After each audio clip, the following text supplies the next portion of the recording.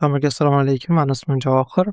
Tarjima va tanqid loyihasi doirasida Tommaso Shveysariyaning O'zbekistondagi zamonaviy to'ylar mavsumlarining yuqoridan va pastdan o'zgarishi nomli maqolasini muhokama qilamiz.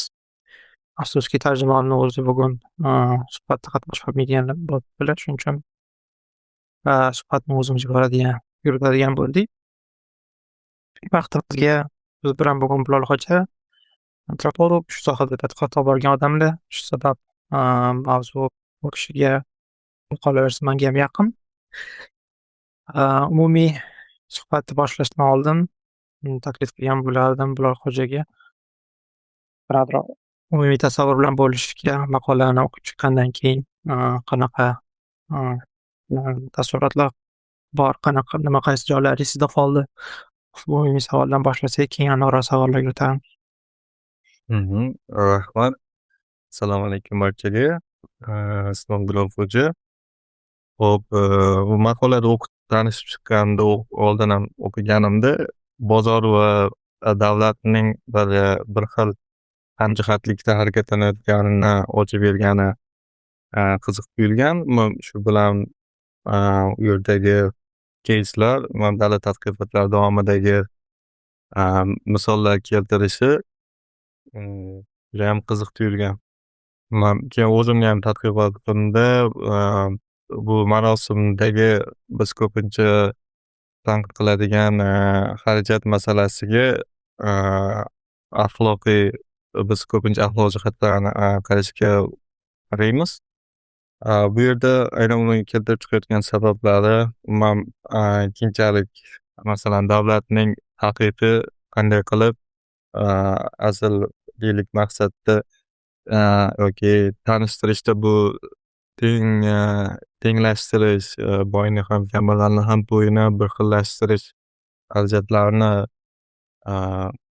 nomi bilan qilingan farmonlar keyinchalik qanday qilib bu tengsizlikni institutsionallashtirayotganini ochib bergani judayam menga yoqqan. Qisqacha mendagi taassurot shunaqa desam bo'ladi. Rahmat. Man esimdan chiqdi, bizani suhbatimiz qanaqa kechishini eslatish. Hozir qo'l ko'targan ekanlar, bunyod esimga tushdi. Hozir bir yarim soatga muhokamani ikkalamiz Bilol Xo'ja bilan yuritamiz. Yarim soatdan keyin qolganlar kim istasa o'shalarni qo'shamiz. Shunaqa reglament. Shundan avvalgi oylar demoqchi edim. Menga keladigan bo'lsa, maqolani o'zi tarjima qilishdan maqsad bu yilgi mavzuimiz bilan bog'lashimiz o'sha mavzuyimiz ijtimoiy farqlar haqida gapirish bo'lgani uchun men uchun qiziq bo'ldi. O'sha aynan to'y o'zbek hayotidagi menimcha eng katta marosimlardan bittasi. To'y orqali qanaqa qilib ijtimoiy farqlar paydo bo'lishi bir tarafdan, ikkinchi tarafdan qiziq bo'lgan narsa menga o'sha davlat shunaqa tasavvur uyg'otadiki, bizda ijtimoiy diskursda davlat o'sha farqqa qarshi kurashyapti. Hamma to'yi bir xil bo'lsin, ortiqcha xarajat qilmasin, o'sha ijtimoiy adolat bo'lsin degan ritorikani oldida turadi. Shu orqali qaysidir ma'noda bir ratsional, to'g'ri, axloqiy pozitsiyani targ'ib qilayotgandek tuyuladi. Faqat davlat emas, balki davlatdan tashqari ko'p blogerlar bo'ladimi yo faollarmi shunaqa diskurs yuritadiki, mana ommabor, ular haddan tashqari ko'p xarajatlar qilyapti. Mana biz bormiz, biz bilamiz qanaqa xarajat qilish kerakligini, u xarajatlar kam bo'lishi kerak. O'sha sayohat qilish kerak yoki bir ta'limga pul tikish kerak. Lekin men bu 400-500 odamga moshinalarga pul tikish kerak emas. Bu ahmoqgarchilik degan bir axloqiy baho berish bor. Mani fikrim bo'yicha mana shu maqolada mana shu umumiy bizani ijtimoiy diskursda tan olingan pozitsiyalar savol ostiga olinishiga uringan. Menimcha unchalik 100% nima deydi, yedirib tashladi deya olmayman. Keyinchalik yana bunga qaytamiz tanqidiy bo'limida. Lekin ba'zi menimcha muhim joylarini ochib ketgan. O'zi maqolani o'ziga o'tadigan bo'lsak, Bilol Xo'ja harakat qilib ko'rasizmi, qanaqadir umumiy strukturasini, asosiy argumentini nimadan tashkil topgani haqida gapirishga? Aha. Hop, birinchi muallif haqida biroz aytadigan bo'lsak, undagi, aaa, tadqiqot davomidagi shart-sharoitlarni aytib o'tish kerak. Muallif, ijtimoiy antropolog, bu, Tübingen universiteti va Max Planck ijtimoiy antropolog institutlarida ishlagan ekan, menimcha haliyam ishlaydilar. Va bu yerdagi muhim jihat bu tadqiqoti bu 2009-yilda, aaa, Namangan viloyatida bo'lib o'tgan. Boshida o'zi ham aytib o'tadi. Bu yerda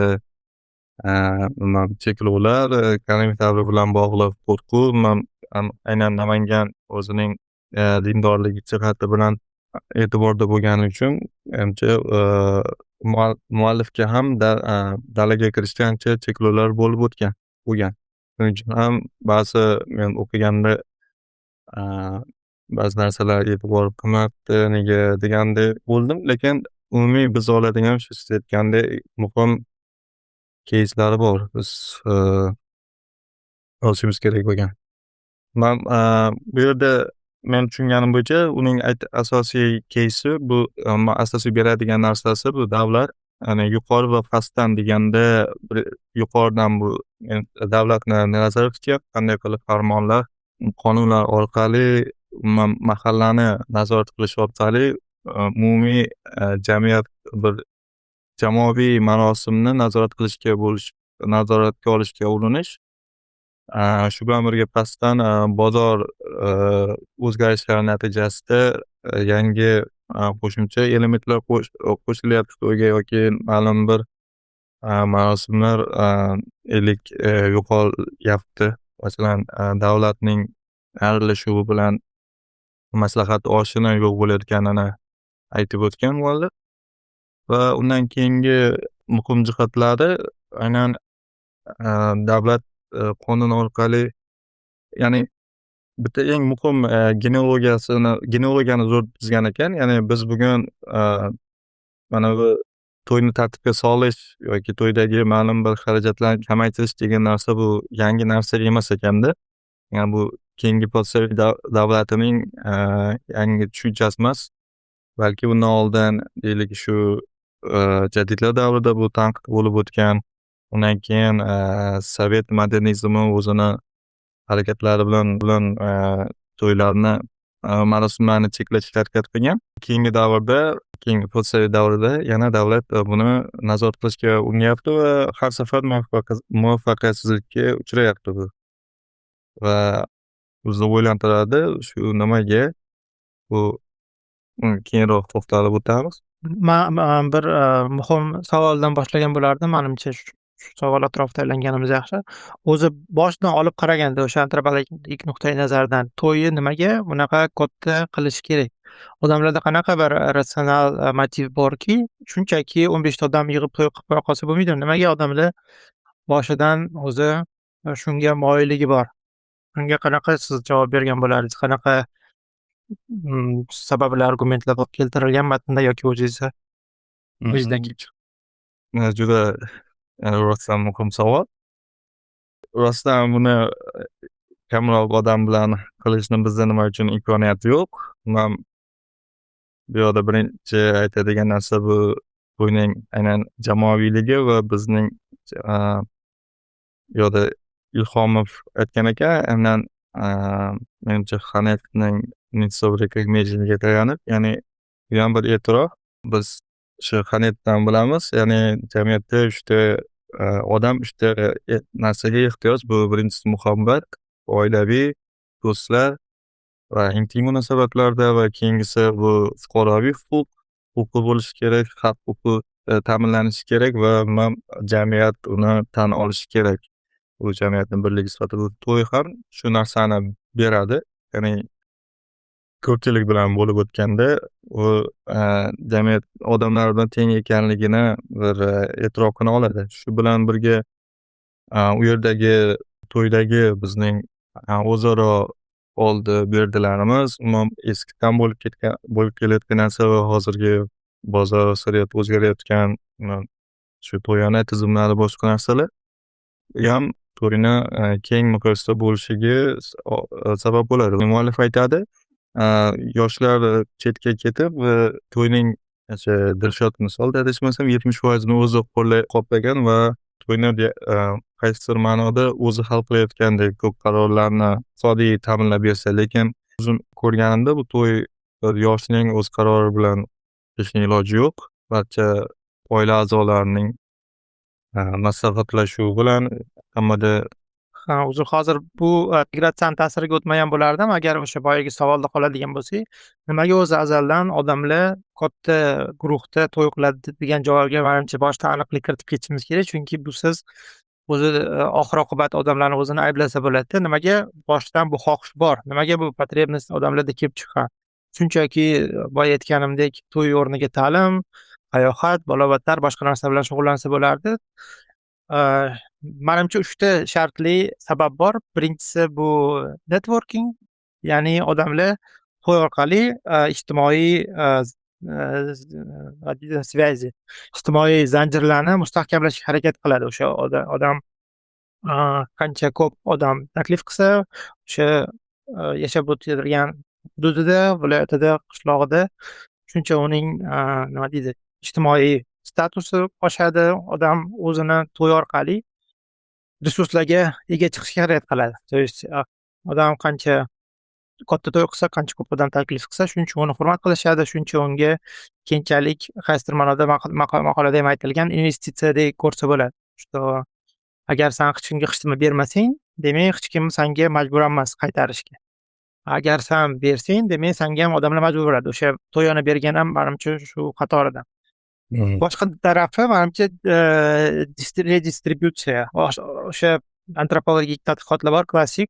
Boshqa jamiyatlarda ham odamlar katta xarajatlar qilib kambag'allarga to'ylar, bayramlar qilib beradi, чтобы o'sha boyligidan bo'lish uchun, o'sha adolat nuqtai nazaridan o'sha jamiyat qabul qilishligi uchun boy odammi yoki bir monarxi mayli san misol bizadan balandroqsan, lekin shunga yarasha ko'proq xarajat qil degan nuqtai nazardan norma ishlab chiqilganki, jamiyat tomonidan kimni puli ko'proq bo'lsa, o'sha ko'p xarajat qilib xalqni boqish kerak shartli qo'shtirnoq ichidada. Shu nuqtai nazardan redistributiv funksiyasi bor desa bo'ladi to'ylarni. O'sha qancha odam ko'p puliga ega bo'lsa, qancha uni mavqei baland bo'lsa, shuncha kattaroq to'y qilish kerak. Shu nuqtai nazardan oxirgisi men aytmoqchi bo'lgan narsam, bu ingliz tilida social cohesion deydi-yu, birdamlik. Ijtimoiy birdamlikni ta'minlovchi funksiyasi ham bor, chunki oldin to'ylar, to'yxonalar, mana bu kortejlar paydo bo'lishidan oldin hamma to'g'rida ovqat olib chiqib, o'rtada tashlanib, bir birdamlikda qilinadigan bayram bo'lganda, mahalla bilan birga. Keyinchalik mana shu bozor iqtisodiyotiga o'tish bilan hamma mana shunaqa har xil funksiyalar shaxsiy usluga ko'rsatadigan to'yxonalarga, kortejlarga, bola-bachchalarga o'tib ketdi. Lekin azaldan odam bu to'yi funksiyalaridan bittasi o'sha mahallada ijtimoiy birdamlikni ta'minlash bo'lgan. Odamlar orasida mehr-oqibat o'lmasligini uchun, kimda o'sha katta marosimda xarajatni eplolmasligini tushunib, odamlar o'rtada ovqatlar oldin esimizda-yu, hammada dog'ora kelgan, o'rtada tashlab qilishgan. Menimcha shuni boshimizda ushlab turishimiz kerak, chunki keyinchalik nimaga u sharoitda to'y o'zgarganiga qarab, uni funksiyalari ham o'zgargani haqida bemalol gapirishimiz uchun. Sizda qo'shimchalar bormi bu mana shu mavzu bo'yicha hozircha? Menga faqat buni ham muallif haligi rites of passage degan narsa bor. Bu to'yni o'zi marosim biz odamlarni yoshligidan tug'ilishi bilan va o'sha sunnat to'yi, undan keyingi bu turmush to'yi va undan keyin boshqa marosimlar orqali anaqani oshirib o'tkazib boramiz. Bosqichlarni, odamni qaysi yosh kategoriyalarini o'zgartirib boramiz. Shu narsa keldimi? Bu endi marosim jihatdan edi. Lekin menimcha bu ham rostdan bekor yaxshi aytdingiz bu haqida.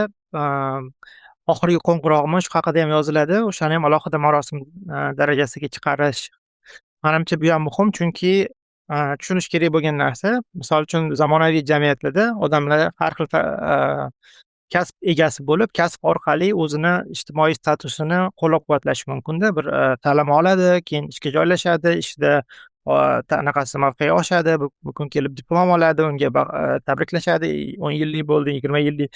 Shunaqa qilib sekin-sekin pog'ona-pog'ona ko'tarib, yoki bu sohada odam o'z mavqeini, ijtimoiy mavqeini ushlab turishi mumkin. O'sha sovet davrida ham odamlar bunga nisbatan erkinroq dostupga ega bo'lganda, mustaqillikdan keyin aholining katta qismi shunchaki qashshoqlashib boshladi, shunchaki fermerlarga aylandi, ishsiz fermerlarga haqida maqola yozilgan. Ularni yagona o'zini o'sha boya aytganimdek ijtimoiy mobilizatsiyasini orqali jamiyat tomonidan tan olish mexanizmi to'y bilan bog'liq bo'lib qoldi. O'sha odam masalan Rossiyaga boradi, 10 yil ishlaydi, qaytib keladi, hech kim emas, o'sha qanchadir kopeyka pul oladi, ishlab chiqadi. Xullas, o'zini mavqeini jamiyat orasida tasdiqlash uchun ham to'ydan boshqa bir mexanizm qolmadi.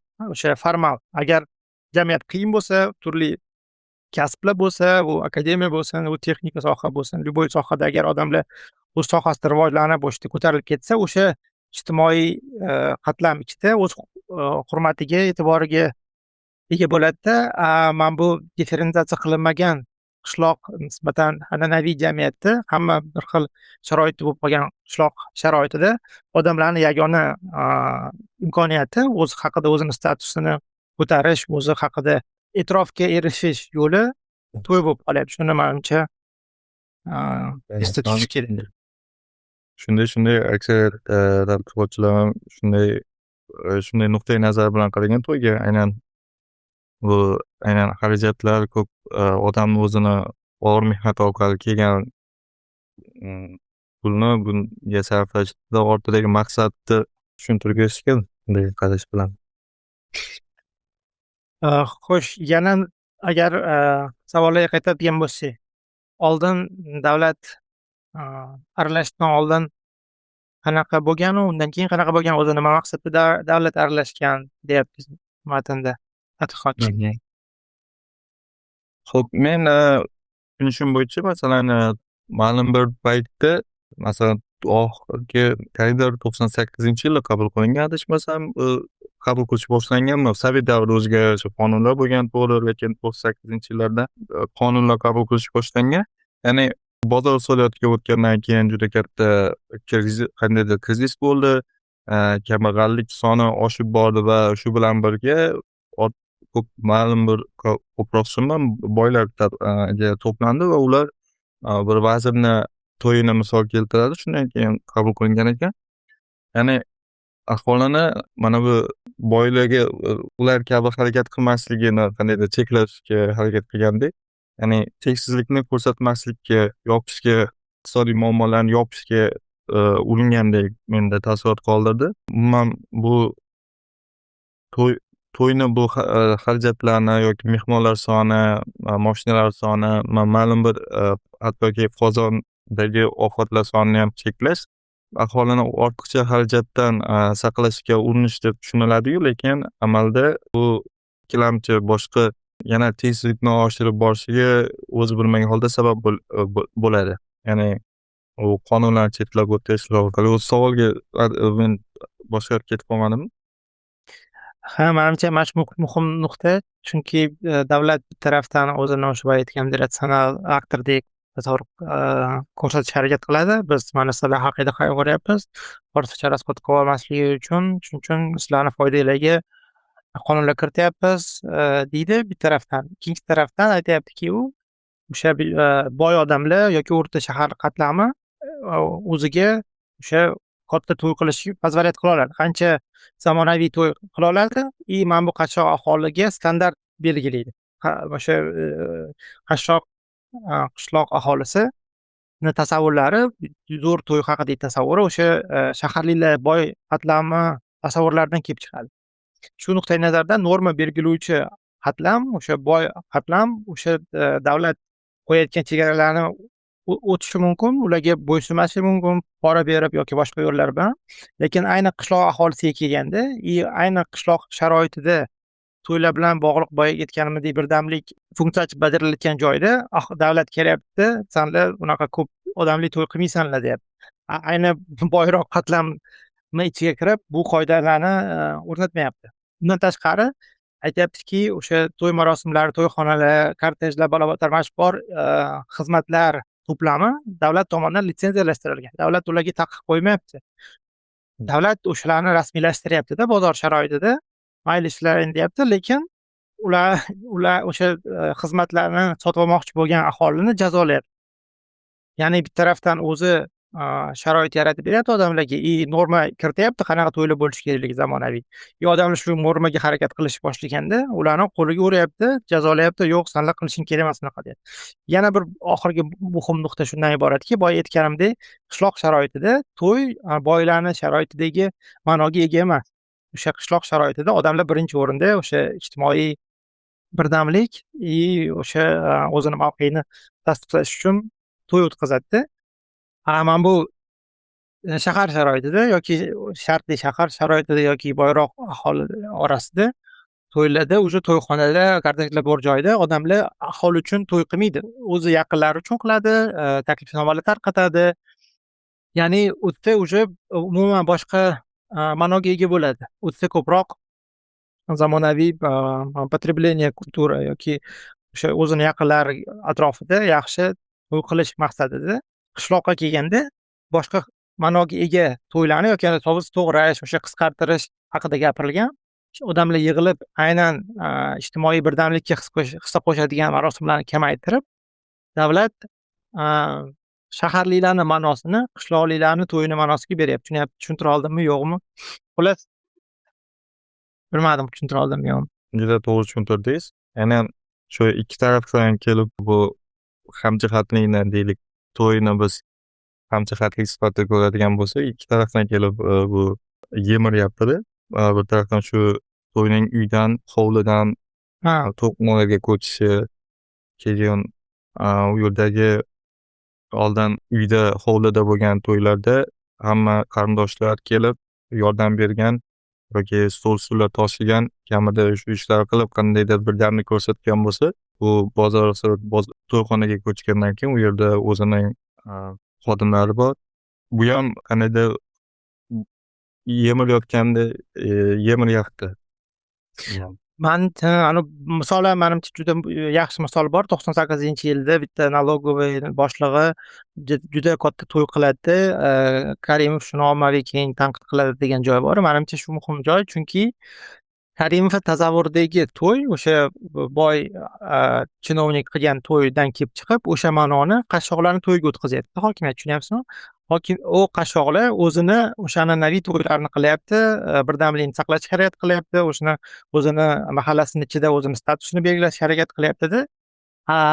Hokimiyat bo'lsa, mana bu yangi chiqqan boylarni to'yiga qarab, senlar isrofgarchilik qilyapsanlar, oyog'ingdan uzilyapti degan ma'noda o'zlaringni bosar-tustaringni bilmayapsan deb ularga baho berib, ulardan kelib chiqib, lekin ularni jazolamayapti. O'sha boylarni jazolamasdan qishloqqa borib, o'sha o'zini eski sharoitida zo'rg'a to'y qilib yurganlarni marosimlarni qisqartir, bunaqa qil deb ularga kuchi yetib ularni jazolayapti. Shu orqali aytyaptiki, tadqiqotchi, o'sha ijtimoiy tabaqalanish undan-da kuchayib ketyapti. То есть davlat bir tarafdan o'zicha kurashyapti o'sha xarajatlarga qarshi. Lekin shu bilan birga teng kurashmayapti. O'ziga poзволять qiladigan odamlar, Toshkentda shartli boy odamlar o'sha to'ylarni dalcha qilib yotibdi. Ularga qarshi hech qanaqa gunoh kurash bo'lmayapti. Kurash o'sha qishloqdagi zo'rg'a o'zini o'zi eplab yurgan qishloqlarga qarshi bo'lyapti. Shuning uchun ham u oxirida tanqid qilyaptiki, ikkiyuzlamachilikni bitta qo'li bilan davlat sharoit yaratib beryapti o'rta sinfga zamonaviy shartli to'ylar qilishga, xohlagancha pul ishlatishga. Shu bilan birga qishloq aholisini an'anaviy o'zini birdamligini saqlovchi marosimlarni o'tkazishiga imkon bermayapti. Boshqa sharoit ham yaratmayapti. To'ydan tashqari o'sha boya aytganimdek kasb orqali misol uchun o'z statusini ijtimoiy belgilashga. Menimcha shu eng tanqidiy nuqtasi bo'lishi kerak. Yoki siz yana boshqa ma'no ham ko'rdingizmi? Keyin bu aynan cheklov qonunlari qo'shib yangi bir status yig'ishga aylanib ketyapti-da. Aynan anaqa bir muallif bordi, Barzukova o'rgangan. Toshkentda shu jarima to'lay olish qobiliyati ham qandaydir status. Men to'lay olaman, bu jarima hech narsa emas va men istaganimdek qila olaman. Unga pul yetmaydigan odam bu statusga erisha olmaydi. bu davlatning o'zining cheklovi yangi qo'shimcha muammolarni keltirib chiqaryapti. Yuqori martabali odam oldiga borganda uni to'yini maqtashi, boshqa narsa, bu yoqqa oddiy qishloq aholisini oldiga kelganda davlat rolini bajarishi buni ilgari boradi. Ha, manimcha mana shu yaxshi misol bo'lgan. O'sha mahalla raisi boy to'yiga borib maqtaydi. O'sha taqiqlash kerak bo'lgan to'yi, lekin qishloqqina to'yiga borganda uni chegaralashga harakat qiladi. Manimcha ham bu yaxshi o'sha misol bo'lgan, qanaqa davlat ishlashi haqida. O'sha yarim soat gaplashib qo'yibmiz. Manimcha umumlashtirsak bo'ladi, keyin tanqidga o'tardik. Man agar o'zim boshlaydigan bo'lsam, o'zi maqsad nimadan tashkil topganida, o'sha davlat yoki jamoatchilik tasavvuridagi odamlarni haddan tashqari ko'p xarajat qilishlari tanqid qilinishi, bu tanqidlar asosida bunaqa axloqiy baholar chiqarishga qarshi nima deyish mumkin? Manimcha, biz unutadigan narsa, odamlar shunchaki ahmoq bo'lgani uchun bu narsalarni qilmaydi. Har doim o'sha ularni motivini o'rganishga, tushunishga harakat qilishimiz kerak. Bu antropologik o'sha tadqiqot, manimcha davlat tadqiqoti buning uchun eng yaxshi vosita. Birinchidan, ikkinchidan, shu bilan birga odamlarni oqlash emas maqsad, balki ular qanaqa sharoitda qanaqa qaror qabul qilayotganini tushunishga harakat qilish. Bir tarafdan, ikkinchi tarafdan axloqiy baho berayotganimizda biz o'ylaymiz, biz o'sha odamlarni amallarini axloqiy sifatlar orqali tushuntirdik deb. Aslida axloqiy sifatlar o'zgaruvchan. U axloq bitta sharoitda bitta bo'lishi mumkin, boshqa sharoitda boshqa. Shundan kelib chiqib, manimcha, axloq orqali tushuntirish emas, balki odamlarning o'sha boya aytganimizdek qaysi sharoitda u yoki bu amalga oshirayotganidan kelib chiqib tahlil qilishimiz kerak. Shu bilan aytmoqchi bo'lgan narsam, agar qisqa qiladigan bo'lsam, odamlarni oqlash emas, o'sha ko'p xarajat qilayotgani uchun bu noto'g'ri, men ham to'g'ri deb bilmayman. Lekin bu uchun kim sharoit yaratyapti degan savol qo'yishimiz kerak. Kim bu normalarni beryapti jamiyatga, чтобы odamlar katta to'ylar qilsin. Boshqa tarafdan qanaqa funksiyani bajaryapti bu katta marosimlar? Boshqa yo'li bormidi? O'sha xarajat qilmasa ham bo'larmidi? Nimaga xarajat qilyapti degan savolni berishimiz kerak-da. Misol, o'sha shaharlarda kamroq qodir ehtiyoj bo'lishi mumkin katta to'ylarga, chunki ularni statusi boshqa narsalar bilan belgilashi mumkin. Yoki blogerlar tanqid qilib chiqsa, ularni shundoq ham katta auditoriyasi bor. Ular ijtimoiy statusga ega bo'lgan odamlar. Ularga to'y 400 ta odamga to'y kerak emasda. O'sha tanqid qiladigan faollar o'sha statusga ega bo'lib, endi pastdagi odamlarni, statusga erishaman degan odamlarni nimaga to'yga xarajat qilaysan deb tanqid qilyapti. Agar ular ham senga o'xshab bloger bo'lganida, ularda ehtiyoj bo'lmasdi 400 ta odamni chaqirib ularni boqishga. Aytmoqchi bo'lgan narsam, o'sha kim ijtimoiy iyerarxiyada tepaga chiqib olib, boshqa to'g'ri yo noto'g'ri yo'llar bilan statusga erishib olgan odamlarni qaysidir ma'noda axloqiy haqqi yo'q pastdagi odamlarda yagona statusga erishish vositasini tanqid qilishga. Agar bizda rostdan ham ijtimoiy maravonlar tepaga chiqish imkoniyati boshqa kasb orqali, siyosat orqali, iqtisodiyot orqali o'zini statusini jamiyatda ko'tarish imkoniyati bo'lganida, odamlar o'shandan foydalanardi. Shuning uchun ham boshqa rivojlangan sharqiy g'arb davlatlarida odamlar o'zini boshqa sohalar orqali statusini qo'llaydi. Kitob yozadi, nimadir pishiradi, ko'chada shunchaki o'sha tirik qolish uchun kurash yo'q sharoitida status uchun boshqa yo'llar bor, boshqa nima deydi, sohalar bor. Bizda qishloq sharoitida yagona vosita o'zingni birdamligini ko'rsatish uchun, o'zingni boya aytganimdek obro' e'tiborga qozonish imkoniyati to'y bo'lib qolgani uchun odamlar shu vositaga qo'l uradigan bo'lardim. Sizni qanaqa qo'shimchalaringiz bor? Mendagi qo'shimcha shu, bu yaxshi ishlab turibdi. Ya'ni qishloqdagi odam jamiyat e'tirofini yoki bir ma'lum statusga erishishni shu orqali ko'p iltimos qilib qo'ymaylik. Anaqa o'zim yozganimda ham, o'rganganimda ham bu juda yaxshi misollar chiqqanida, ya'ni to'y orqali qanday qilib statusga erishgan o'sha mahalliy amaldorni to'yi misolida. Yaxshi, agar kimdir qo'shilmoqchi bo'lsa, suhbatga qo'lini ko'tarsa bo'ladi. Sizlarga so'z beramiz. Agar hozircha yo'q bo'lsa hech kim, manimcha tanqid ham bo'ladi, tanqid qilmaylik, baribir shunchaki qo'llov emas. Qanaqa zaif tomonlari sizningcha bor maqolani? Menda agentlik masalasida kamchilik borga o'xshaydi. Birinchi aytib o'taylik, bu 2009-yildagi to'y. Undan keyin juda ko'p narsa o'zgardi o'tgan vaqt davomida. Masalan, mahallaning roli degan narsani balki qaysi tumanlarda kuchlidir, lekin masalan men yashaydigan tumanda mahallaning roli degan narsani ko'rmaganman to'yda. Agentlik masalasida to'xtalmagan, ya'ni xuddi juda bir qisqa gap bilan, ya'ni odamlar zaruratga qarab ijodkorona moslashadi degan, ya'ni to'yni bir qilish, boshqa narsalar. Lekin o'ylashimcha odamlar unchalik ojiz emas. Aynan ijtimoiy bosim bo'lib turgan taqdirda ham, ya'ni yaxshi to'y qilishga yoki qanaqadir to'ydagi ma'lum bir deylik oshning go'sht kilosini kamaytirish yoki qanaqa kortejdagi mashinalar sonini kamaytirish ham xarajatlarni qisqartirishga, davlat rozilikdan biroz chekinishga bo'lgan urinish bor. Yoki masalan keyingi davrda endi bu ham baribir davlatning unaqasi o'zini ta'siri, ya'ni islomiy to'ylarni ko'payib bo'layotgani. Islomiy to'ylar qaysidir ma'noda dabdababozlikka yoki xarajatlarni kamaytirishga bo'lgan urinish. Meni nazdimda bu ham balki agentlikka kirar masalaga yetkazib Manimcha yana bir muhim nuqtani esdan chiqardim. U maqolani oxirlarida yoki boshidami esimda yo'q, aytadiki, biz o'ylaymiz hamma dabdabali to'y qilib yotibdi aholi, davlat hammaga qarshi kurashyapti. O'zi unaqa emas deydi. Aholining katta qismi, qashshoq aholi shundoq ham dabdabali to'y qilishga puli ham yo'q, sharoiti ham yo'q. Lampochkali to'y deydimi, nima deydi, 200 latli to'y qilib yotibdi-da. Shu nuqtai nazarda aytmoqchi bo'lgan narsam, bizani ijtimoiy tafakkurdagi tasavvur, что вот hamma aholi o'zicha puli bo'lmasa ham dabdabali to'y qilyotibdi degan tasavvur asosga ega emas.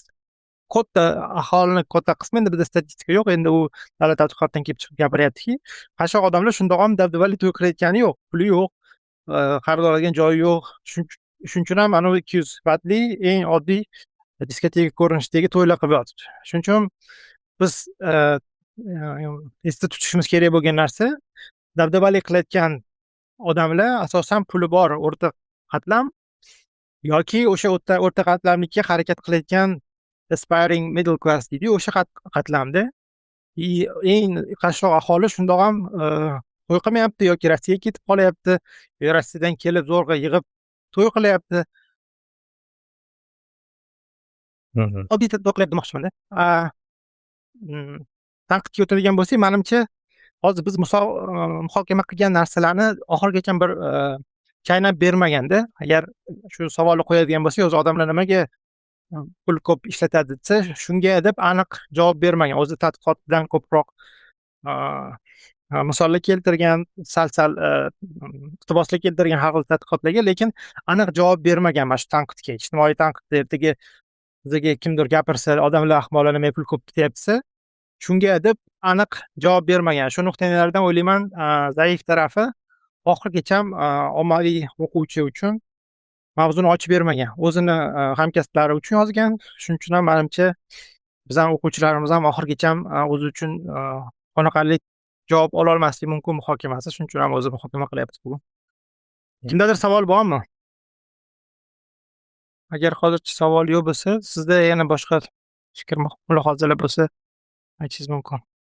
Shu to'yona tizimiga, to'yonaga yaxshi e'tibor qaratmagan. Ya'ni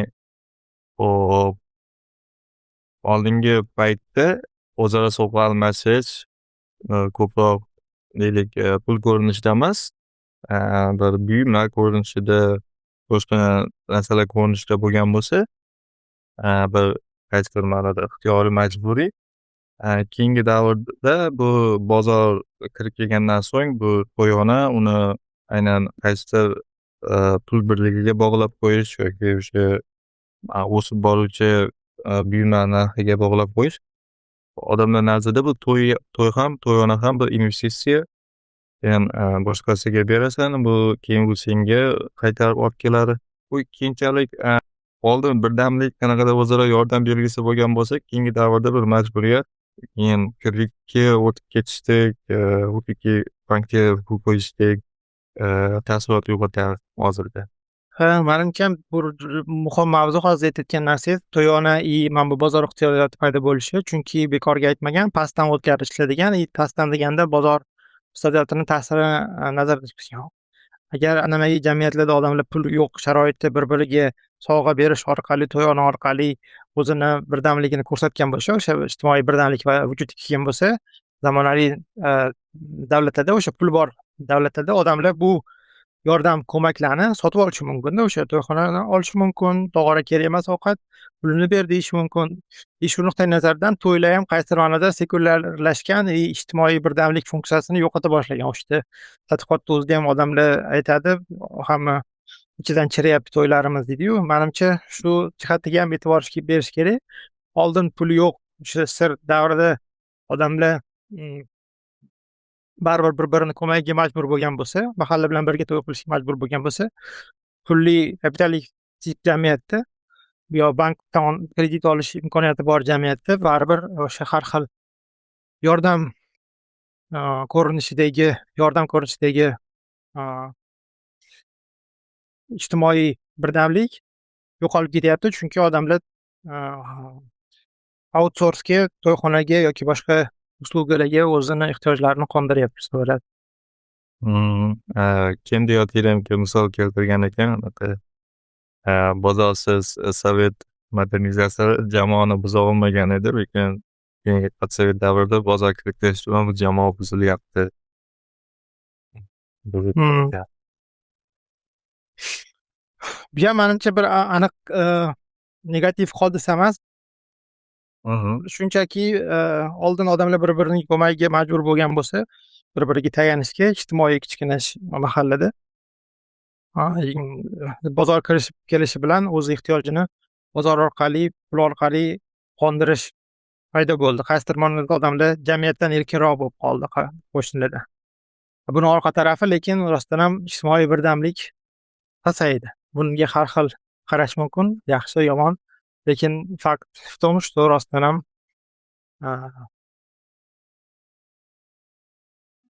bilan orasidagi zanglarni salmas juda qattiq susaytirdi desalar.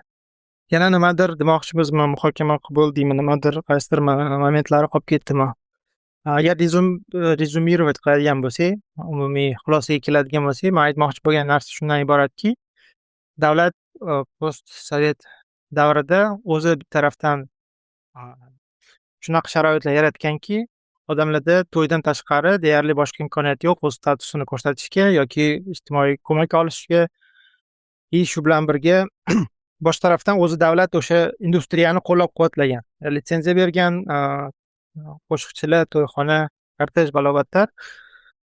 Shu bilan birga ikkinchi qo'li bilan shu o'zi yaratgan sharoitga qarshi kurash boshlaganda, u aytayaptiki, avtor, shu kurash aslida nazoratga asoslangan. Shunchaki odamlar kamroq harakat qilsa emas, balki iqtisodiy o'sishi ta'minlab bera olmagan davlat, o'sha iste'molchi jamiyatini yarata olmagan davlat, o'sha kim iste'mol qilishga harakat qilayotgan bo'lsa, o'shani qo'liga uryapti degan mujdani ham bergan. Agar ertasangiz o'sha davlat modernizatsiya qilib hammani to'yg'iramiz, hamma xohlaganicha iste'mol qiladi degan va'dani bergan, shuni bajara olmagani uchun keyin iste'molni o'zi taqiqlashga harakat qilgan va shu orqali ijtimoiy norozilik yoki kutilmalarni so'ndirishga harakat qilgan deydi. Shunday. Agar boshqa savol yoki replikalar bo'lmasa, menimcha tugatsa ham bo'laveradi. Nima deysiz? Hech kim ko'tarmayapti, menimcha tugatsak bo'laveradi. Bo'pti, hammaga rahmat. Yana keyingi suhbatlarda ko'rishguncha deydi. Sizga rahmat. Charchamaysiz, salomat bo'ling.